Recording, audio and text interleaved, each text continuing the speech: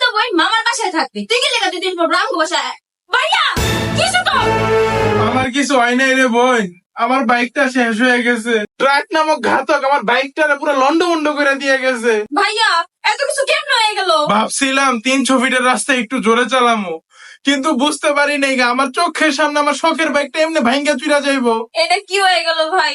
বাইকটা তো তোর অনেক শখের আছিল, তোর প্রিয় আছিল, তুই নিজের ভাগের জমি বেচা বাইক কিনছিলি, এরকমটা তো হওয়ার কথা ছিল না।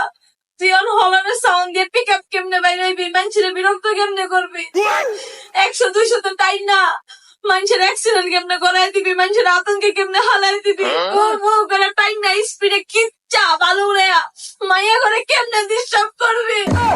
পুরো এলাকা তোরে গাইলেই তো, এখন আর কেউ তোরে গাইলেই না। এটা কেমন হয়ে গেল? এটা কি হয়ে গেল? একটা ব্রেকআপ হয়ে গেলে পরের বার আবার গার্লফ্রেন্ড পাইতে দিয়ে বাইকটা লেগা, এখন তোরে কোনো মাইয়াই পাত্তা দিব না। তুই যে কালার কালা, এটা তুই কি করলি ভাই?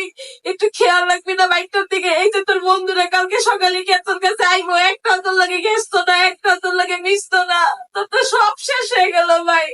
কেউ তোর লগে কথা কইতো না, রাস্তায় যেতে পোলা বাইক বড় বাইকে সালাম দিত, 2 মিনিট বাইক চালানোর লিগে এই তো তোর রাস্তার দিকে দেখতে তাকায় ফিরতো না। ভাই হ্যাঁ কি সান্ত্বনা দিতেছে? আমি তো নিজেই বুঝতে পারতাছি এই মাইক ওর আপন বই। তোর বাইকটা লাগে আমার তো কষ্ট লাগতেছে না ভাই।